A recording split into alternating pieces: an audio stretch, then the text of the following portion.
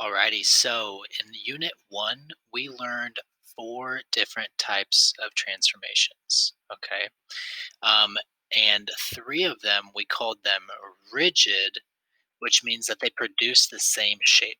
They produce congruent shapes. Congruent shapes. And if you remember, the little symbol for that is the equal sign with the squiggly line on top. Our three rigid transformations had specific names. One was a translation. All that means is to slide to the left, right, up, or down. Slide, left, right, up, or down. Um, then we also had a rotation. Rotation. That just means to turn it. We would turn it around specific points to turn something. And then lastly, we had our third rigid transformation, which was a reflection.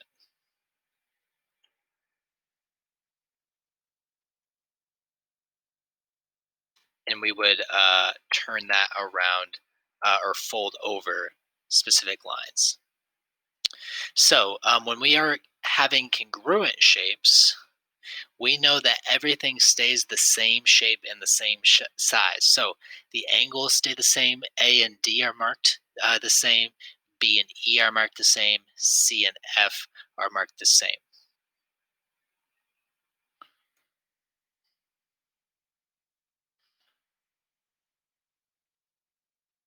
So take a second, see if you can write our congruent statement. Triangle what is congruent to triangle what. Now, if you got something different from me, don't freak out. I went B, C, A. So I started with double tick mark, triple tick mark, single tick mark. As long as I do the same thing in the other triangle, I'm okay. Double tick mark, triple tick mark, single tick mark. So most people probably put A, B, C, D, E, F, and that is totally fine as well. Our fourth transformation, which we said is not rigid, so it's not staying the same. The word for not the same in our case now is going to be similar. Okay, similar shapes. And instead of that equal sign with the squiggly line, we're just going to use only the squiggly line. So this one, if you remember, is called a dilation. And we said it was either an enlargement, or a reduction, which just means bigger or smaller.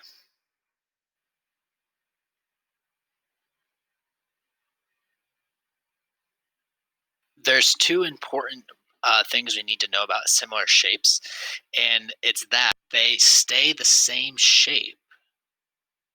Okay, so it's still a triangle, it's still a rectangle, it's still a square, but it's going to be a different size. So it's the same exact shape, same shape, different size. Okay, so you can't dilate a triangle into a square. Okay, that's not what we're going to be dealing with. So when we deal with these dilations or similar shapes, what's nice is that our angle measurements are the same. They don't change, and I'm actually going to use the word congruent there instead of same. Okay, I couldn't use the word same above because, or the word congruent above, because they're not congruent shapes. They're just the same. And their lengths, this is what we've been working on the past couple of days, are proportional. Okay, so when you think of the word proportional, you want to remember, a fraction equal to a fraction. Okay, that was the helpful thing to help us remember those. So when we say proportional, remember we wanted to be consistent when we set up our fractions. So I'm gonna write actually big over big, maybe biggest over biggest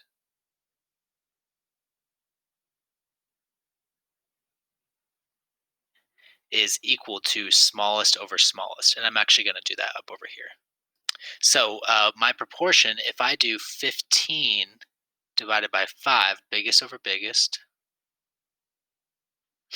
is that equal to 9 over 3?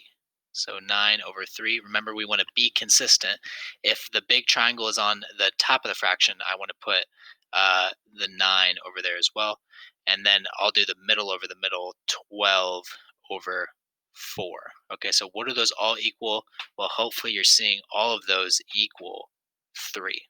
Okay, since all those ratios, all those fractions are the same, this is proportional.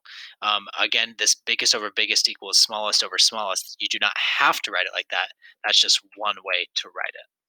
So just like above, how we did our congruent statement, we also want to do we call this a similar statement. And so what this looks like is triangle ABC is similar to triangle DEF. DEF. And again, the only reason we can say that is because the sides are proportional and the angles stay the same. One more time, when the sides are proportional and my sides are proportional and angles stay the same. Okay, that's all that we need to say that something is similar. Now, to keep this video shorter, I'm only going to do one or two of these examples. I'll do all the setups, but then you'll have to finish it on your own. So it says find the missing side. It says each pair are similar. So remember, when you see that word similar, that means congruent angles and proportional sides. So that means I can set up a proportion. If I just did 26 over 24, that's one way to do this. 26 over 24. So 26 was side BC. What side goes with BC? It is GH over here. So GH is over here. I don't know what that side is, so that means a fraction bar has to go on top. Did I say fraction bar? I meant question mark. And then 24 is CF. So CF is the first two. What's the first two over here? FG. FG is 36. So 36 goes on the bottom. Okay. What we do from here is we cross multiply and we find our question mark. So I'm going to say, I'm going to call it X instead. So I'm going to say 24X equals, multiplying here, 24X equals, that will give me a 936. And then I will divide by 24 on both sides to get 39. So my missing side is 39. Okay. Here, doing our setup, notice I did triangle 1. The ratio of triangle 1 equals triangle 2. So if I start with this one right here, let's just do 63 divided by 99. Again, I could do 99 over 63. Doesn't really matter. I just have to be consistent. So what corresponds with 63? KL. Okay. So KL is the first two in that triangle. What's the first two in the second triangle? LS. So LS is right there. My question mark has to go on top if my 63 is on top. Then I've got 99. That is LJ. So LJ is the first and last. That means LR, first and last, goes with LJ, which is 44 right there. So 44 is going to go on the bottom. I'll leave the cross multiplication to you. Now this one is a little bit different. We still have that they are similar, but we don't have a statement.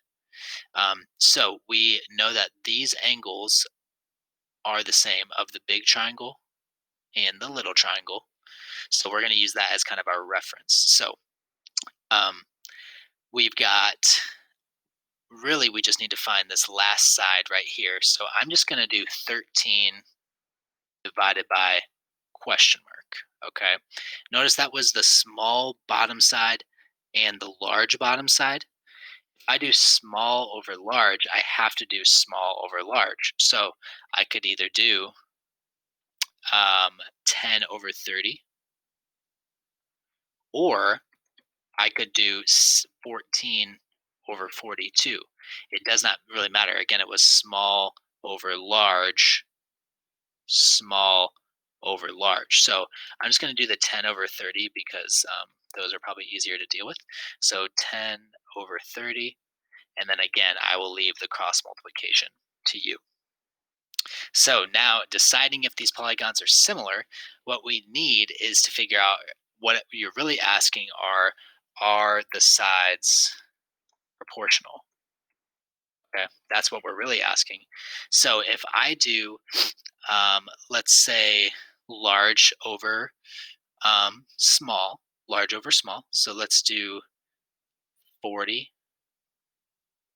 over 35. That looks like a 46, sorry. 40 over 35. Is that equal to 32 over 16? Okay. You also could have done, let's do 40 over 32. That was the largest in each triangle divided by the smallest in each triangle, 35 over 16. Okay. So if I get out my calculator, I just need to check and see if these are the same fractions. So 40 divided by 35, 40 divided by 35, that equals 1.14. Is that equal to 32 divided by 16? That is equal to 2. So 1.14 does not equal 2. So these are not proportional. Okay. So when you get not two things that are equal on both sides, that means they're not going to be proportional. So I'll set up this last one in two different ways, and then you can pick. Let's do, if I did 30 divided by 16.2, take a second, what would I have to do in the other one? Hopefully you're seeing 25 over 13.5. Now, if you're struggling to see where I got that, it was the top over the side equals the top over the side. So they're oriented, those trapezoids are oriented the same way. That makes it okay. So we could have also done um, 42 over 35, the bottom over the bottom, equals 16.2 divided by 13.5, side over side. So there's so many different ways to do this when we're dealing with dilations. You just have to check and make sure that one of them works. Okay, are these fractions equivalent? Check the notes to see what the final answer is.